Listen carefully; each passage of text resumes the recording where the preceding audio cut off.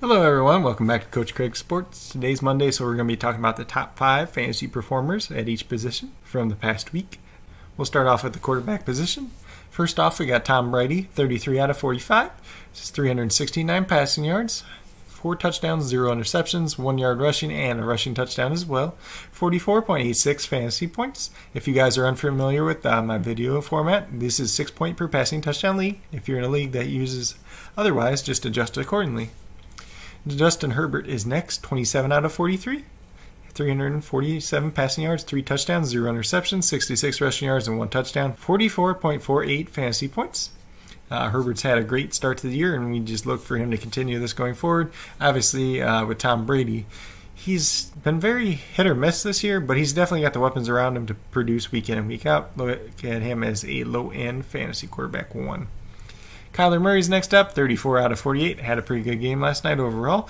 360 yards passing, 3 touchdowns, 1 interception, 67 yards rushing, and a rushing touchdown. 43.1 fantasy points.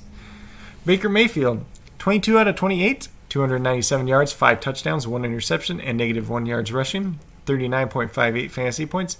Great day overall for him. He does lose Odell Beckham Jr., so we'll see what kind of impact that has on him overall. But Baker's going to have games like this where he's going to be very good, and then he's going to have games on the opposite side where he plays better teams and he's not going to be as good. Joe Burrow on the opposite end of that game was 35 out of 47, 406 yards, 3 touchdowns, 1 interception, 34 yards rushing, 1 touchdown as well. So Burrow has played very good both times against the Browns. We'll look and see how he performs going forward. They did lose a couple offensive linemen in this game. We'll have to see how those injuries shake out for those teams as well. Then the other notable performance for the week was Aaron Rodgers playing against the Houston Texans, ended up with 4 touchdowns.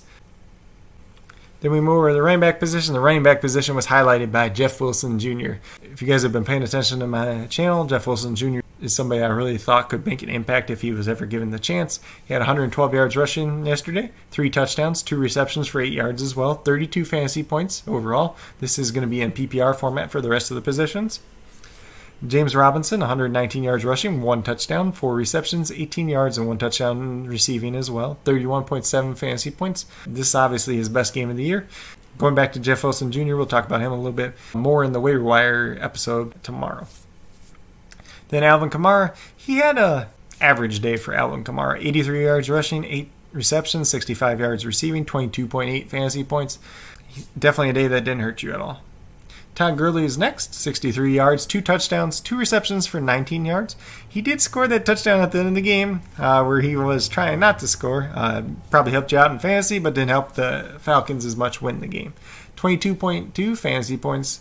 And last but not least, we have Chase Edmonds, 58 yards rushing, 7 receptions for 87 yards, 21.5 fantasy points. Kenyon Drake did leave this game with an injury, and if it's a serious injury, this could definitely help out Chase Edmonds going forward.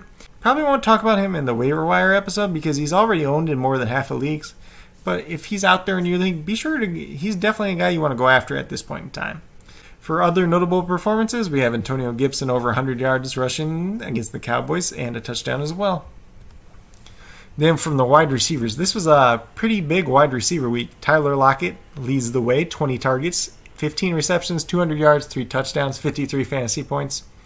Obviously, he's not going to do this every week, but Tyler Lockett does have weeks where he puts up big numbers. Him and DK Metcalf are both very explosive. Metcalf was bottled up in this one, and Lockett benefited quite a bit from that. Davante Adams, 16 targets, 13 receptions, 196 yards, 2 touchdowns, 44.6 fantasy points. He went against the Houston Texans defense. They couldn't stop him. Pretty obvious from the get-go.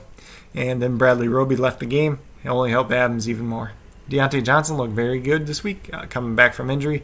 15 targets, 9 receptions, 80 yards, 2 touchdowns, 29 fantasy points overall. He's going to be that lead wide receiver for the Pittsburgh Steelers. Not too much more to say there. Big Ben trusts him, and as long as that's there, as long as he keeps getting the targets, he's going to be a very, very good fantasy asset. Tyler Boyd looked great this week. 13 targets, 11 receptions, 101 yards, 1 touchdown. He also threw a pass for 16 yards.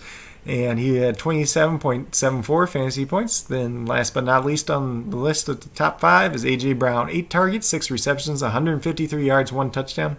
27.3 fantasy points. Once again, he's not showing any effects from the injury that he did suffer. Since he's been back, he's looked very, very good. Other notable performances were DJ Moore, 93 yards, 2 touchdowns. DeAndre Hopkins, over 100 yards with a touchdown. Keenan Allen, 10 targets, over 100 yards. And Christian Kirk with 2 touchdowns last night. Then at the tight end position, it was a little bit better week once again. We had Harrison Bryant leading the way. Austin Hooper did miss this game. He had appendicitis, had his appendix removed, and that caused him to miss the game. But Harrison Bryant filled in nicely. 5 targets, 4 receptions, 56 yards, 2 touchdowns, 21.6 fantasy points overall. Then Rob Gronkowski had another good game. 8 targets, 5 receptions, 62 yards, and a touchdown, 17.2 fantasy points. Darren Waller shows us he is Mr. Consistent. 9 targets, 6 receptions, 50 yards, 1 touchdown, 17 points overall. TJ Hawkinson had a nice game against Atlanta. 6 targets, 5 receptions, 59 yards, and the game-winning touchdown, 16.9 fantasy points. And last but not least, for the top 5, we had Logan Thomas. He caught all 4 of his targets for 60 yards and a touchdown. So this is definitely a good sign for him. We'll probably be talking a little bit more about Logan Thomas on the waiver wire episode tomorrow. Harrison Bryant as well, especially if Hooper is going to miss this week.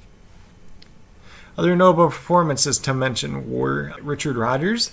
He had a very good game filling in at tight end for the Eagles. 6 catches, 85 yards. And then we had Albert O. We're not going to try to pronounce his last name.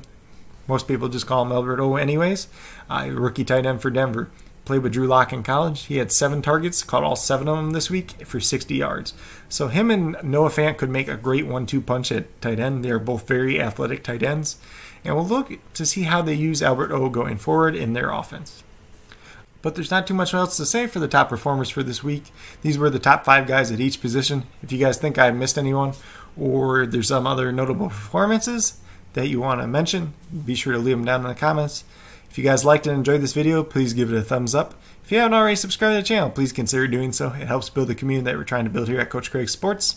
And with that being said, if you are a new or current subscriber who has not already done so, hit that notification bell as well. It lets you know every time I put up a video. If you guys haven't been following my videos for long, I put up about 5 videos a week.